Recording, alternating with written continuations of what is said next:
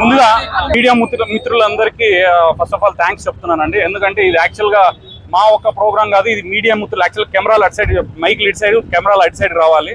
ఎందుకంటే ఇది ఏ ఒక్కరికి సంబంధించింది కాదు, మీడియా మిత్రులందరూ కలిపి చేసిన ప్రోగ్రామ్ ఇది. సో ప్లాస్టిక్ వల్ల ఎన్ని అనర్థాలు జరుగుతున్నాయో ఒక మీడియా ద్వారా మనం చెప్పడం జరిగింది. అయినా కూడా ఏ ఒక్క చోట కూడా ప్లాస్టిక్ అమ్మకాలు కొంచెం తగ్గుముఖం కూడా పట్టలేదు. దానికి తోడు వాళ్ళని మనం కొంచెం బెదిరించడం జరిగింది. మున్సిపల్ ఆఫీస్ అధికారులతో రైడింగ్ చేపిస్తామని చెప్పాము. అయినా కూడా వాళ్ళలో ఎటువంటి చలనం లేదు. సో మేము డైరెక్ట్గా స్టింగ్ ఆపరేషన్ చేసి వాళ్ళు డైరెక్ట్గా పట్టించాము, ఫైన్లు కట్టించాము. అయినా కూడా ఏమాత్రం భయం లేకుండా వాళ్ళు యథావిధిగా ఇదే ప్లాస్టిక్ అమ్మకాలు జరుగుతున్నాయి.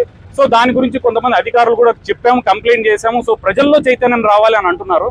సో ప్రజల్లో చైతన్యం రావాలి అని అంటే ఇప్పుడు గంజాయి తీసుకుందాం, గంజాయిని కూడా ప్రజల్లో చైతన్యం రావాలని చెప్పి వదిలేయచ్చు కదా. ఎందుకని మరి ఇన్ని కఠినమైన శిక్షలు ఉన్నాయి, కఠినమైన చర్యలు ఉన్నాయి, టెస్టింగ్ కిట్లు ఉన్నాయి. సో గంజాయి తాగినోడు దాని తర్వాత మరి ఇంకో ఇద్దరు, ఆయనతో పాటు ఇద్దరు చనిపోతారేమో. కానీ ప్లాస్టిక్ వల్ల యావత్ ప్రపంచం మొత్తం చనిపోతుంది. ఎన్ని రకాల హార్మోనల్ డిస్టర్బెన్స్లు జరుగుతున్నాయి, క్యాన్సర్లు వస్తున్నాయి, ప్రతి ఒక్కరికి తెలుసు. ఈ విషయం గురించి మేము మరొకసారి అధికారులకి చెప్పాము. సో వాళ్ళు మారేంత వరకు మేము ఇలాంటి నిరసనలు మరి ఇంకా జోరుగా కొనసాగిస్తూనే ఉంటాము. దాని తర్వాత ప్రజల్లో కూడా ప్రతి ఒక్క చోట ప్లాస్టిక్ ఇస్తే మాకు వద్దు, ఉంటే ఇవ్వండి, లేకపోతే పేపర్లో ఇవ్వండి అని చెప్పి మనం కూడా డైరెక్ట్గా చెప్పిన రోజే మార్పు అనేది మొదలవుతుంది. వాళ్ళు ఇచ్చారు కదా అని మనం తీసుకున్నామంటే కష్టం.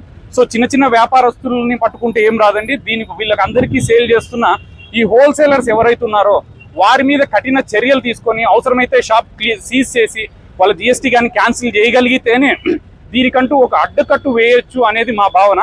సో ఇప్పటి వరకు మేము ఇది చేసాము, కానీ ఎవరిలో కూడా చలనం రాలేదు. ఎందుకు ఇంత రావడం లేదని మేము కొంచెం ఆలోచించగా, సో వేరే రాష్ట్రాల నుంచి వచ్చిన వాళ్ళు కూడా ఇదే విధంగా అమ్ముతుండటం చూసి మేము షాక్ అయ్యాము. ఎందుకు రాని ఆరాధిస్తే వాళ్ళు అనంతపురం నీళ్ళు తాగుతున్నారు. సో వాళ్ళకు కూడా ఇదే రోషం పౌరుషం వచ్చాయని చెప్పి మాకు అర్థమైంది. సో రోషంతో జయించే ఇది కాదు. సో మేము కూడా ఒక గాంధీవాదంతో ముందుకొచ్చి మేము మార్పు రావాలని చెప్పేసి వాళ్ళకు కూడా చెప్పడం జరుగుతుంది. సో మరొకసారి నెక్స్ట్ ఇంకొన్ని ఇలాంటి ప్రోగ్రామ్స్ మరోనో చేస్తాం. సో ఈ ప్లాస్టిక్ ఆగే వరకు మా ఒక్క నిరసనలు మాత్రం ఆగవని చెప్పి మరొకసారి తెలియజేసుకుందాం. కట్టడి చేయాలంటే వాళ్ళు అన్నట్టుగా ఫస్ట్ ఆఫ్ ఆల్ ప్రజల్లో చైతన్యం రావాలి. యాజ్ వెల్ యాజ్ కట్టడి చేయాలనుకుంటే దీనికి పెద్దగా కట్టడి చేయాల్సిన అవసరం లేదు. మెయిన్ గా అనంతపూర్లో ఒక 5-6 మంది, మహా అయితే 10 మంది ఉన్నారండి. 10 మందిని పట్టుకొని వాళ్ళని గట్టిగా వాళ్ళ మీద చర్యలు తీసుకుంటే ఆగిపోతుంది. మెయిన్ గా ప్లాస్టిక్ డిస్ట్రిబ్యూట్ అవుతుంది, ఈ సింగిల్ యూజ్ ప్లాస్టిక్ అంతా డిస్ట్రిబ్యూట్ అవుతుంది వాళ్ళ దగ్గర నుంచి. సో 10 మందిని పట్టుకోవడానికి అధికారులకు పెద్ద కష్టమేం కాదు. కానీ రీసెంట్ గా కూడా మున్సిపల్ అధికారులపై దాడులు చేయడం కూడా చూసాము. సో దానికి సంబంధించి కూడా మన మీడియా వాళ్ళకి సపోర్ట్ చేసి వాళ్ళని కొంచెం సర్ది చెప్పడం కానీ జరిగింది. సో ఈ విధంగా వెళ్తే మాత్రం అవ్వదు. సో ఉన్న 10 మందిని పట్టుకోగలిగితేనే మనకు మార్పు అనేది వస్తుంది. అనంతపురంలో ఖచ్చితంగా చేంజ్ అనేది దొరుకుతుందండి.